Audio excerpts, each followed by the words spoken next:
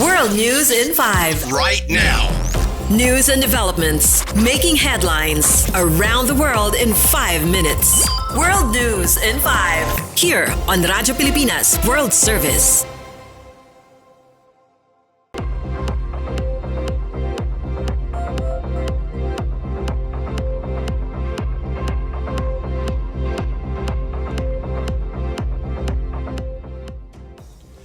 Good day. This is World News in 5 here on Radyo Pilipinas World Service. A strong earthquake hit southwestern Japan on Monday, prompting a tsunami advisory, which was later taken down.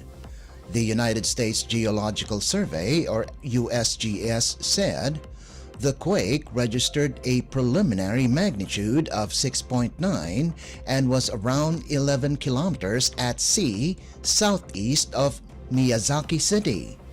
Residents in nearby coastal areas were told to evacuate as tsunami as high as a meter were expected in the southwestern island of Kyushu as well as in Shikoku Island. Japan's meteorological agency said the trembler was located at a depth of 30 kilometers, shook a wide area in the southwestern main island of Kyushu. Japan is frequently hit by earthquakes because of its location along the Ring of Fire, a tectonic belt of volcanoes and earthquakes that surrounds the Pacific Ocean.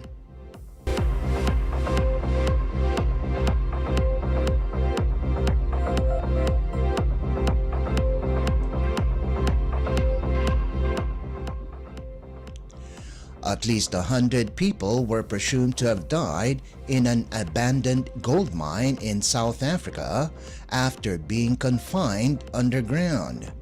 According to the Associated Press, Mining Affected Communities United in Action Group spokesperson Sabelo Manguni said a minimum of 100 men had died in the mine whom were assumed to have succumbed to starvation or dehydration. Manguni added that local police tried to force the illegal miners out in November. Meanwhile, police spokesperson Brigadier Sebata Mokgwabone said verification of the actual number of deaths and survivors are underway following the 18 bodies recovered since Friday, along with some rescued miners.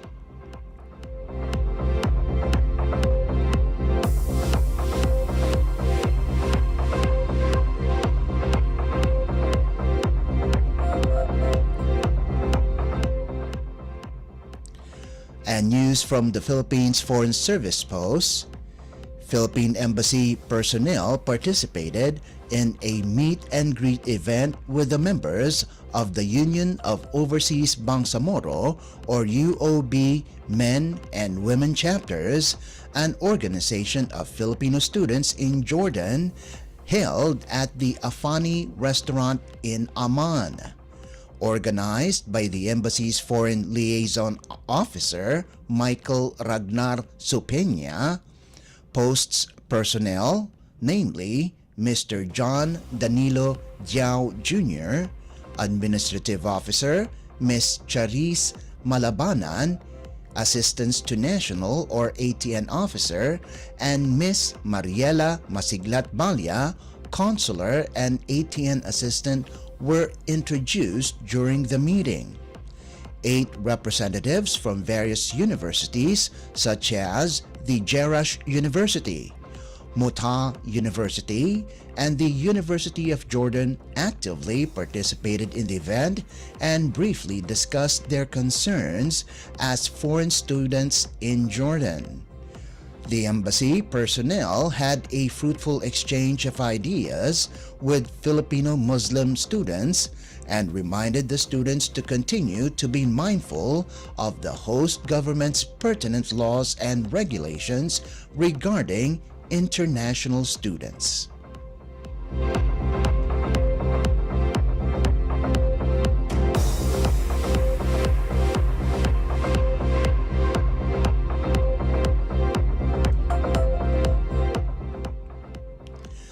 And that concludes today's edition of World News in 5.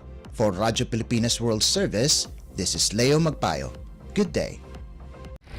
World News in 5. Right now.